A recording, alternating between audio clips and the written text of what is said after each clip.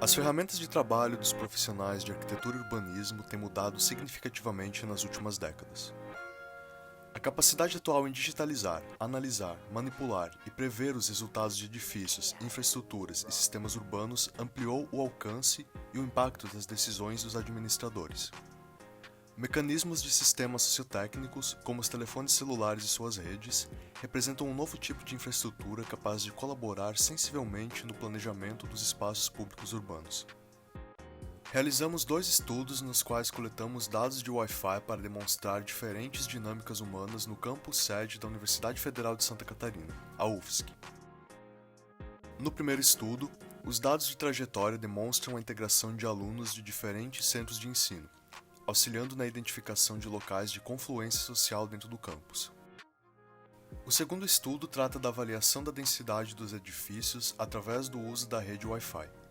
Este último se encontra em desenvolvimento no contexto de planejamento de retomada das atividades no campus, interrompidas em março de 2020 devido ao novo coronavírus.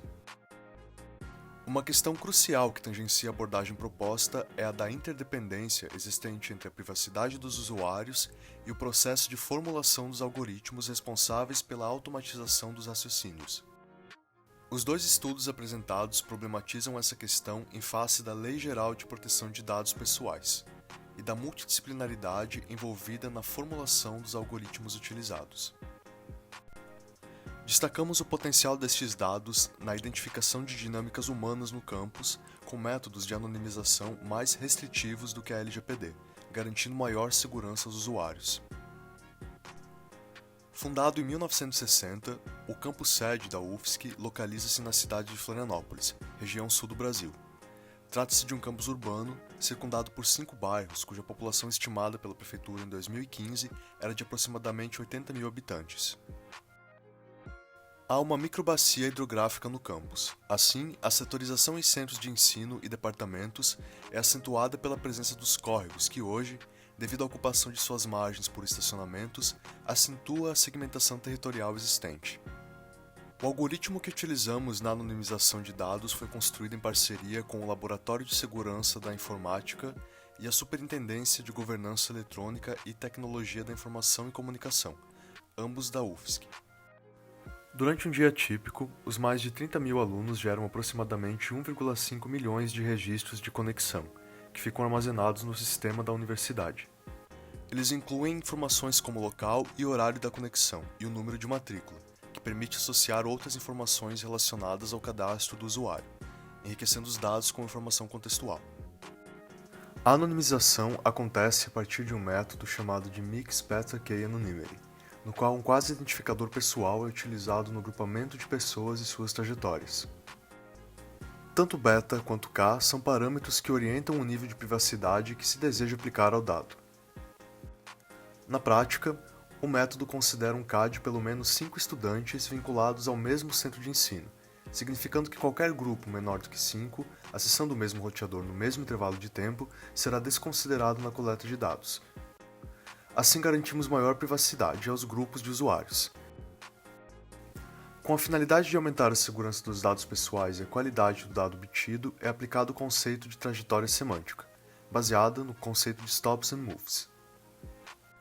As paradas são determinadas por um período mínimo de permanência em locais de interesse, enquanto os deslocamentos são determinados pela diferença de tempo e distância entre pontos de interesse consecutivos, cada evento podendo receber uma informação contextual. Os pontos de acesso são agrupados em áreas de interesse maiores, a exemplo do agrupamento de todos os pontos de roteadores de uma biblioteca em um único ponto, atribuindo uma informação semântica, como biblioteca, sendo o stop, generalizando os ambientes e ocultando a posição exata das conexões dentro do edifício. O arquivo anonimizado é gerado em CSV e visualizado diretamente na ferramenta Kepler.gl, aplicação web para dados geoespaciais de larga escala e de alta performance. Diferente dos softwares de cartografia utilizados habitualmente, o Kepler é uma ferramenta open source que apresenta uma interface bastante amigável ao usuário não especializado, permitindo explorar grandes volumes de dados de forma rápida e interativa. A amostra utilizada no estudo 1 é uma coleta de dados do dia 10 de outubro de 2019, que que representa as trajetórias semânticas realizadas por estudantes de 4 centros de ensino diferentes, entre o período das 6 e 10 da manhã. No Kepler-GL, as trajetórias são visualizadas através do layer de linhas, que utiliza a latitude e a longitude do local de origem e destino para traçar uma reta. A espessura das linhas é determinada pela quantidade de pessoas no local de origem, ou seja, pessoas que estão se deslocando em direção ao destino. Outro layer do tipo cluster foi criado para auxiliar na visualização da densidade populacional em cada local. A coluna contendo o timestamp das conexões é utilizada como filtro de horário para o mapa. Diferentes horários e intervalos de tempo podem ser explorados e animados através de uma interface representando a linha do tempo presente na coluna. No estudo 2, demonstramos outro exemplo de aplicação de base de dados de conexões obtidas através do log de usuários anonimizado. Neste caso, optamos por não utilizar o agrupamento de pontos de acesso, permitindo identificar com mais precisão a intensidade de uso em locais específicos do campus. Foram consideradas somente as coordenadas geográficas dos roteadores. Obteve-se um mapa que representa a densidade de ocupação dos locais através dos layers Heatmap e Cluster. A amostra contém os registros de um período de 24 horas do dia 10 de outubro de 2019, com um pico de 34.323 usuários conectados às 16 horas. Em ambos os layers, a densidade de cada local é determinada diretamente pela quantidade de pessoas conectadas no mesmo ponto de acesso. Em ambos os mapas, demonstramos os locais que devem ser considerados mais críticos em um cenário de retomada das atividades no campus. Observa-se que a densidade é muito mais acentuada em alguns setores do campus do que em outros, correspondendo justamente aos diferentes centros de ensino e suas principais centralidades.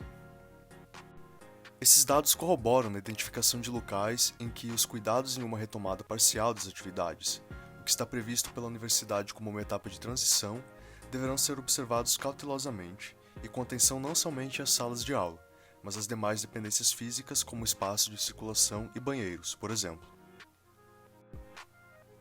O conceito de privacidade é mutável, acompanhando os valores da sociedade. Mulholland afirma que a conceituação de privacidade habitual tem sido superada. Segundo a autora, o direito à privacidade, tradicionalmente vinculado ao direito de ser deixado só, inclui cada vez mais a tutela de dados sensíveis, de seu controle pelo titular e, especialmente, respeitando a liberdade de escolha pessoal de caráter existencial. O desenvolvimento dos algoritmos capazes de obter os dados que necessitamos é um trabalho conjunto realizado entre áreas do conhecimento cada vez mais próximas. Acreditamos que a natureza multidisciplinar presente neste trabalho seja também um estímulo para a integração mais efetiva entre áreas distintas do conhecimento. No estudo 1, nossa avaliação tomou em conta a configuração espacial, edilícia e funcional dessas localidades do campus. Considerados a partir de uma visão ampliada de sua relação institucional e projetual, tais locais podem ser plausíveis para uma maior influência e participação na esfera urbana, facilitando atividades que reforcem o seu caráter de infraestrutura social. Hatch e coautores relacionam a complexidade dos espaços públicos ao impacto das tecnologias móveis nos hábitos humanos, requerendo novas técnicas de pesquisa, onde o uso dessas informações é um componente essencial. Dado o grande volume de dados gerado pelas conexões no campus, o método apresentado demonstra grande potencial no reconhecimento das dinâmicas acadêmicas e nos padrões de uso da universidade. Buscamos aproximar o campus desses locais de confluência social, tornando possível ainda uma ressignificação positiva dos dispositivos sociotécnicos frequentemente associados aos prejuízos que causam a convivência social. À medida em que aproximamos um campus urbano como o da UFSC, da cidade que o circunda, sobretudo reforçando suas características de espaço público, podemos vislumbrar um futuro de comunidade acadêmica e de população da cidade mais aproximada territorial e socialmente.